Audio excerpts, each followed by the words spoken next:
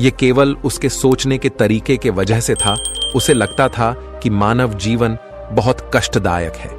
वो सोचता था कि पशुओं का जीवन इंसानों से बेहतर है, क्योंकि उन्हें इतनी समस्याएं झेलनी नहीं पड़ती। हम इंसानों को सदा चिंताएं सताती रहती है, जबकि पशु पक्षी आनंद से जीवन जीते हैं। तो आइए जानते हैं उसकी सोच बुद्ध ने कैसे बदली और कैसे वह जान गया कि मनुष्य का जीवन ही सबसे कीमती है। लेकिन इससे पहले कि आप कहानी में खो जाएं, वीडियो को लाइक जरूर कर दें। तो चलिए बिना किसी देरी के शुरू करते हैं। एक व्यक्ति एक मार्ग में बहुत तेजी से आगे बढ़ रहा था। तभी अचानक वह दूसरे व्यक्ति से टकरा गया। इस पर वह दूसरा व्यक्ति क्रोधित होकर कहता है, अरे जानवर हो क्या, तुम्हें दिखाई नहीं देता? एक सांड की तरह लगातार आगे बढ़ते जा रहे हो। इस पर पहला व्यक्ति कहता है, काश आप जो कह रहे हैं वही सत्य होता, लेकिन दुर्भाग्यवश मैं एक मनुष्य हूं। उस पहले व्यक्ति के मुख से यह सुनकर उस दूसरे व्यक्ति का क्रोध शांत हो गया। वह उस पहले व्यक्ति से कहता है, लगता है तुम बहुत दुखी हो, वरना सौभाग्य की बात को दुर्भाग्य ना कहते, क्योंकि एक इंसान का जन्म पाना तो बड़े ही सौभाग्य की बात है। मनुष्य का जीवन बड़ी कठिनाइयों से मिलता है और तुम हो कि एक जानवर होना चाहते हो। तभी वह पहला व्यक्ति कहता है, मित्र, क्या आपने कभी किसी जानवर को आत्महत्या करते हुए देखा है? क्या आपने कभी किसी जानवर को किसी दूसरे जानवर को धोखा देते हुए देखा है? क्या आपने किसी जानवर को अपने अतीत या फिर अपने भविष्य के लिए परेशान होते हुए देखा है? ऐसे में मनुष्य का जीवन भला सौभाग्य की बात कैसे हो सकती है? इससे अच्छा तो पशुओं का जीवन ही है। हम मनुष्य तो पशुओं से भी गए गुजरे हैं। उस पहले व्यक्ति की यह सारी बातें सुनकर वह दूसरा व्यक्ति कहता है, लगता है तुम बहुत दुखी हो, तुम्हारे जीवन में बहुत बड़ी समस्या आ पड़ी है। यदि ऐसा है तो तुम्हें इसका समाधान महात्मा बुद्ध के पास मिल जाएगा, तो वहां जाओ।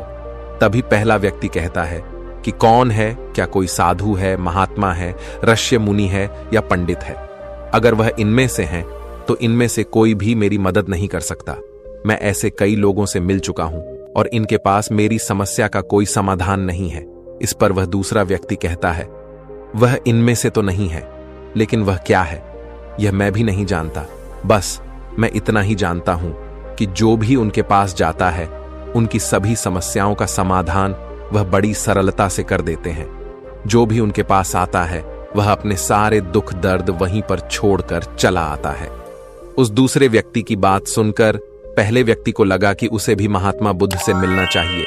उसने उस दूसरे व्यक्ति से कहा, ठीक है भाई, अगर तुम कहते हो तो मैं एक बार उनसे भी मिल लेता हूं, उन्हें भी देख लेता हूं कि आखिर ऐसी क्या बात है जो लोगों की समस्याओं का समाधान बड़ी सरलता से कर देते हैं। इतना कह वह व्यक्ति अगले ही दिन महात्मा बुद्ध से मिलने के लिए निकल पड़ता है।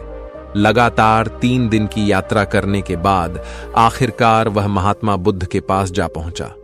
जब वह महात्मा बुद्ध के करीब पहुंचा तो उसने देखा कि महात्मा बुद्ध अपने सभी शिष्यों को उपदेश दे रहे थे।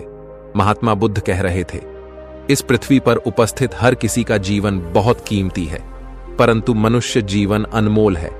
इसका उपयोग कर मनुष्य जीवन के उच्चतम शिखर तक पहुंच सकता है, और इसी मनुष्य जीवन के कारण हम मनुष्य पशुओं से नीचे भी आ सकते हैं। महात्मा बुद्ध का यह उपदेश समाप्त होते ही वहां पर जो भी लोग बैठे हुए थे वह वहां से चले गए। तभी वह व्यक्ति महात्मा बुद्ध के करीब पहुंचा और वह महात्मा बुद्ध को प्रणाम करके कहता है, हे बुद्ध, आप कहते हैं कि हम मनुष्य का जीवन अनमोल है। आखिर हम मनुष्य के जीवन में ऐसी क्या बात है? हम मनुष्य के जीवन में कीमती जैसा क्या है? हम चिंता करते हैं, परेशान रहते हैं, हम अपने भविष्य के लिए हमेशा चिंतित रहते। ऐसे ही हजारों प्रकार की समस्याएं हम मनुष्य के जीवन में चलती रहती हैं। लेकिन आप क्या जाने, आप तो एक साधु हैं। आपने तो ये सारी चीजें त्याग दी हैं और इसीलिए शायद आप यह सारी बातें बड़ी आसानी से कह सकते हैं। मुझे तो यही लगता है कि मनुष्य का जीवन बहुत ही कठिन है, हमें इसे समाप्त कर लेना चाहिए। आपने कभी किसी पशुओं को देखा है? न तो वह चिंता करते हैं, ना ही उन्हें किसी तरह की तकलीफ होती है, ना ही वह कोई परेशानी में रहते हैं। वह तो अपना जीवन मौज मस्ती में जीते हैं, ना ही उन्हें अपने भूतकाल की चिंता होती है और ना ही भविष्य की। ना ही वह किसी को धोखा देते हैं और ना ही किसी से शिकायत करते हैं। वह तो बस अपना जीवन जीते रहते हैं। और वहीं पर दूसरी तरफ हम मनुष्य का जीवन ठीक इसका उल्टा है। मुझे तो यही लगता है कि मनुष्य का जीवन पशु के जीवन से भी बदतर है। मनुष्य जीवन एक श्राप है जो हमें मिला है। ऐसे में आपको मनुष्य जीवन में ऐसी क्या विशेषताएं नजर आती हैं जो आप लोगों को झूठ बताते रहते हैं कि हम मनुष्य का जीवन बहुत कीमती है, बहुत मूल्यवान है। इस दौरान महात्मा बुद्ध उस व्यक्ति की सारी बातें ध्यानपूर्वक सुन रहे थे और वह उसकी मनोदशा को समझ रहे थे। आखिर में महात्मा बुद्ध मुस्कुराते हुए उस व्यक्ति से कहते हैं, भंते, तुम अपने जीवन के संघर्षों से भाग रहे हो। यदि तुम संघर्ष करोगे ही नहीं तो जीवन सफल कैसे बनेगा? और जब हम संघर्षों से भागते हैं तो हमारा जीवन दूसरों के अधीन हो जाता है और फिर हमें दूसरों के अनुसार ही चलना पड़ता है। इसलिए हमें अपने जीवन के लिए संघर्ष तो करना ही पड़ता है। महात्मा बुद्ध के मुख से यह सुनकर वह व्यक्ति बहुत अचरज में पड़ गया। उसने तुरंत ही महात्मा बुद्ध को प्रणाम किया, उनके चरणों में जा गिरा और उनसे कहने लगा, हे बुद्ध, आपको कैसे पता चला कि मैं अपने जीवन में संघर्षों से भाग रहा हूं, उनसे बचना चाहता हूं? मेरे जीवन में जब भी कोई समस्या खड़ी होती है तो मैं उसका सामना नहीं कर पाता, बल्कि मैं उसे छोड़कर भाग जाना चाहता हूं। आगे महात्मा बुद्ध उस व्यक्ति से कहते हैं, तुम्हें लगता है कि पशुओं का जीवन हमसे लाख गुना अच्छा है, क्योंकि वह अपना जीवन खुद समाप्त नहीं कर सकते, क्योंकि वह किसी को धोखा नहीं देते और ना ही आने वाले भविष्य की चिंता करते हैं। इसका मतलब यह तो नहीं कि पशुओं के जीवन में कोई संघर्ष नहीं है। पशुओं के जीवन में तो जन्म से लेकर मृत्यु तक संघर्ष ही होता है। जब वह छोटे होते हैं तो उनकी जान को खतरा होता है। वे अपनी जान बचाने के लिए संघर्ष करते हैं। जैसे जैसे बड़े होते हैं तो उन्हें अपना पेट भरने के लिए संघर्ष करना पड़ता है। फिर चाहे उनके सामने कोई भी क्यों ना हो, फिर चाहे उनके सामने कितनी भी बड़ी परिस्थितियां क्यों ना हो, वे संघर्ष करने से कभी पीछे नहीं हटते। लेकिन हम मनुष्य छोटे छोटे संघर्षों से डर जाते हैं।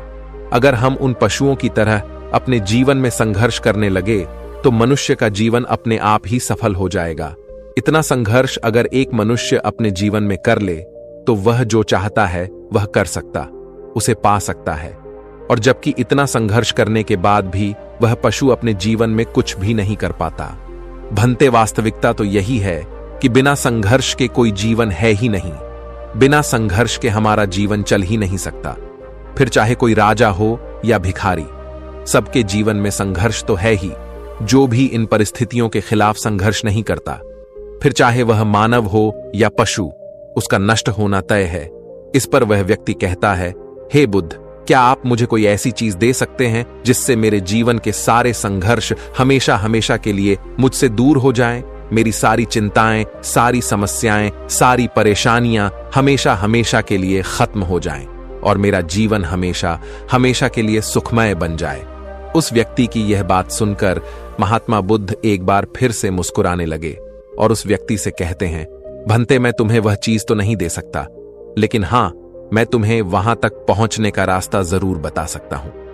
यदि तुम वहां तक पहुंचने का संघर्ष कर लो तो तुम वहां तक पहुंच ही जाओगे और तुम्हें वह चीज मिल जाएगी। लेकिन मेरी एक बात और याद रखन कि इसका अर्थ यह भी नहीं है कि इसके बाद से तुम्हारे जीवन में परेशानियां या फिर समस्याएं आनी बंद हो जाएंगी। तुम्हारे जीवन में परेशानियां और समस्याएं तो आती ही रहेंगी, लेकिन उनका प्रभाव तुम पर बहुत कम हो जाएगा। तुम्हारे जीवन में दुख और समस्याएं तो आएंगी, लेकिन वह तुम्हें छू नहीं पाएंगी।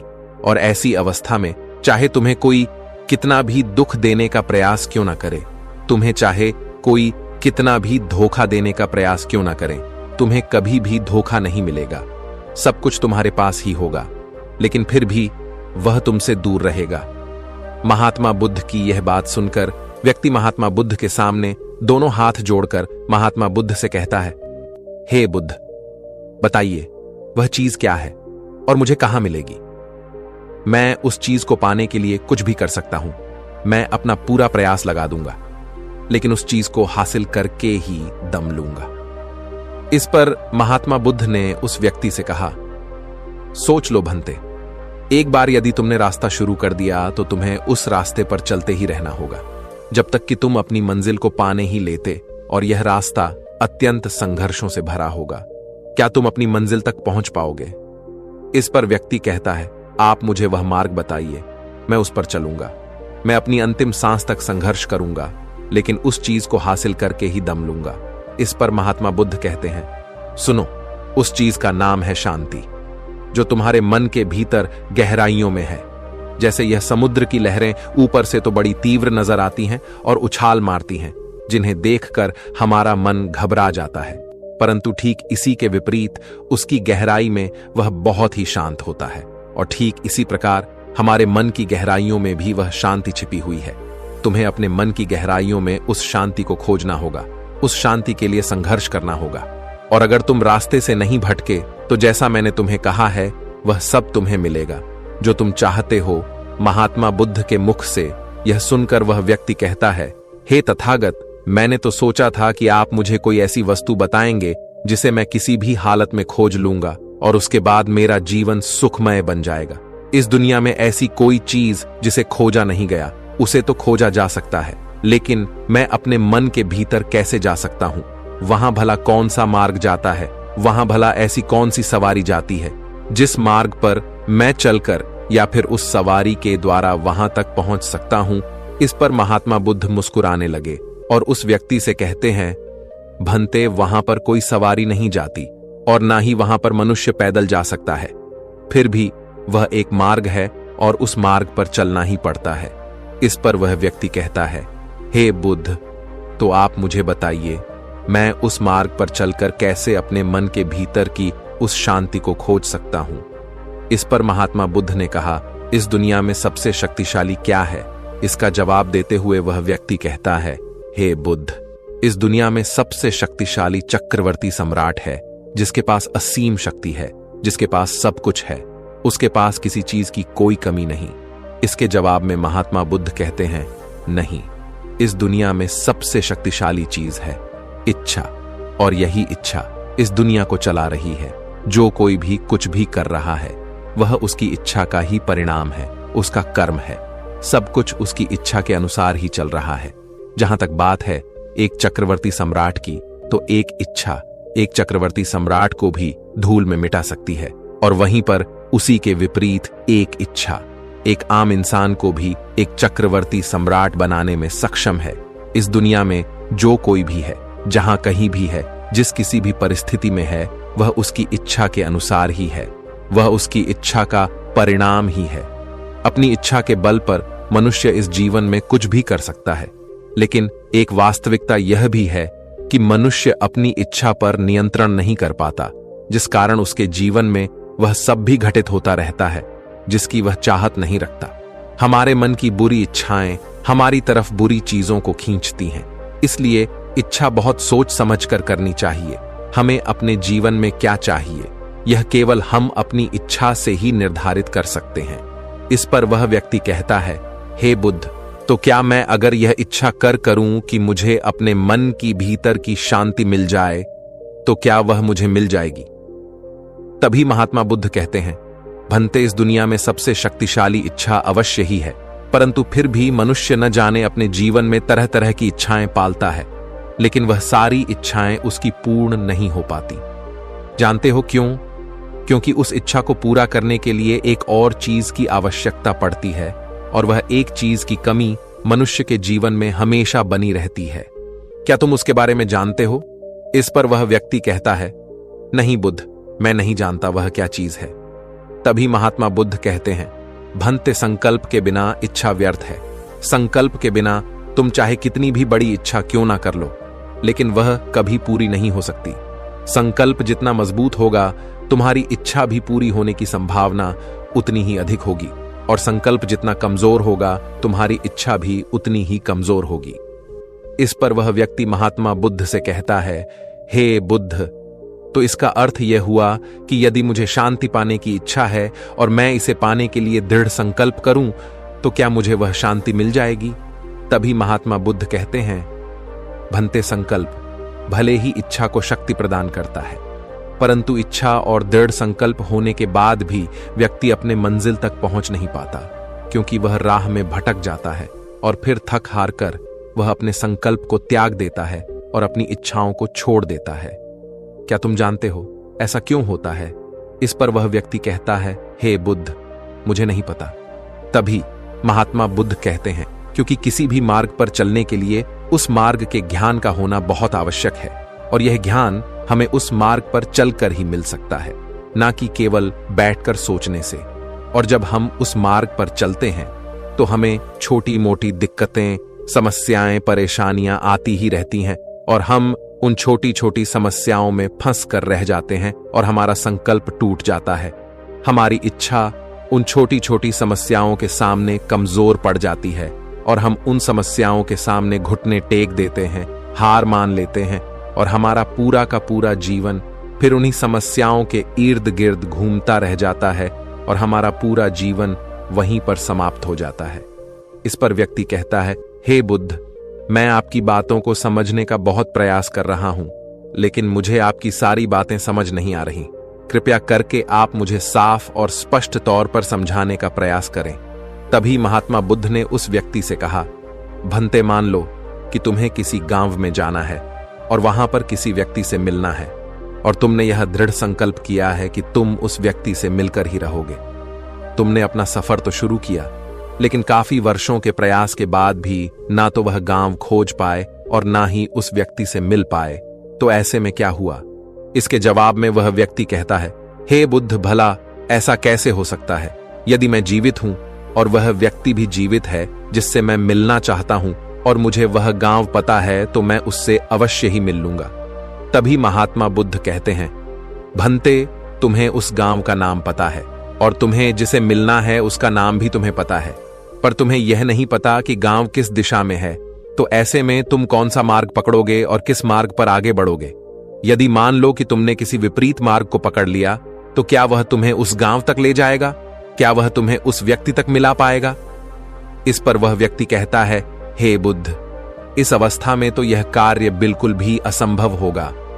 इस पर महात्मा बुद्ध मुस्कुराते हुए उस युवक से कहते हैं, भंते, मैं कब से यही तुम्हें समझाने का प्रयास कर रहा हूं। हमारी इच्छा संकल्प होने के बाद भी हमें सही मार्ग का ज्ञान होना आवश्यक है। शांति को खोजने का जो मार्ग है वह ध्यान, और ध्यान भीतर होता है, बाहर नहीं।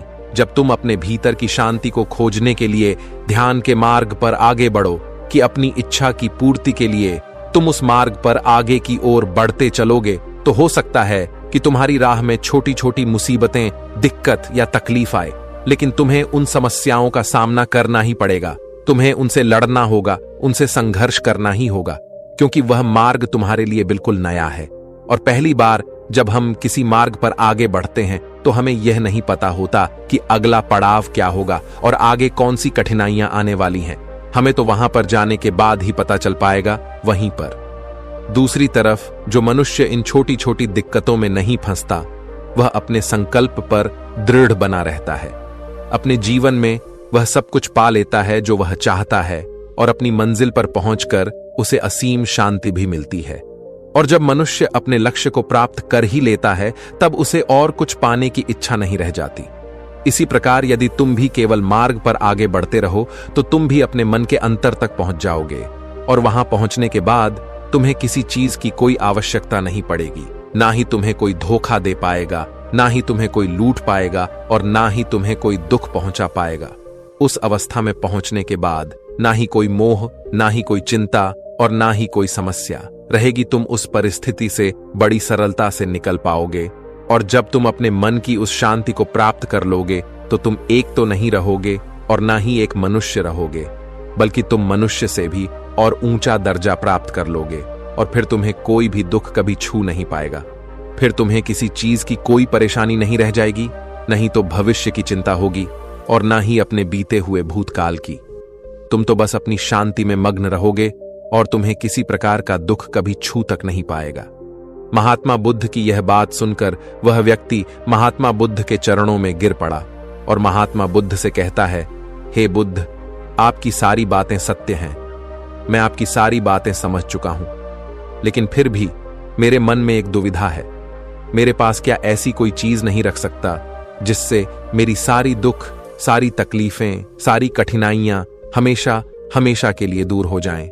इस पर महात्मा बुद्ध मुस्कुराते हुए कहते हैं, भंते, यदि तुम बाहरी दुनिया से कुछ अपने पास रखना चाहते हो, तो तुम उस शांति को पाने का प्रयास छोड़ ही दो, क्योंकि तुम कुछ ऐसा पाना चाहते हो जिससे तुम्हारी समस्याएं कभी समाप्त नहीं होंगी, बल्कि और बढ़ती चली जाएंगी, क्योंकि तुम्हारी समस्याओं का समाप्त होना संभव ही नहीं हो पाएगा। और जानते हो ऐसा क्यों है? इस पर वह व्यक्ति कहता है, हे बुद्ध, पर ऐसा क्यों? इसका जवाब देते हुए महात्मा बुद्ध कहते हैं, भंते, क्योंकि बाहर तो पहले से ही शांति है, चारों ओर केवल शांति ही शांति है। हमें तो बाहर की शांति नजर आती है, लेकिन हमारे भीतर की शांति हमें नजर नहीं आती। और जो शांति हम बाहर की ओर देख रहे हैं वह बाहर नहीं बल्कि हमारे भीतर ही है। इसलिए जब तक तुम अपने अंतर को ठीक नहीं कर पाओगे तब तक तुम बाहर कुछ भी नहीं कर सकते। जब तक तुम्हारे भीतर सब कुछ ठीक नहीं होगा तब तक बाहर कुछ भी ठीक नहीं हो पाएगा।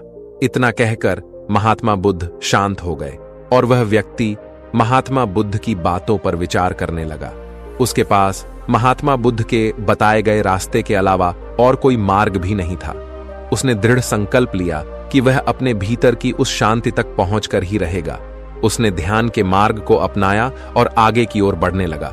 अब वह व्यक्ति अपनी मंजिल तक पहुंचता है या नहीं, यह तो उसकी संकल्प, उसकी इच्छा शक्ति और उसके मार्ग में लगातार आगे बढ़ने पर निर्भर करता है।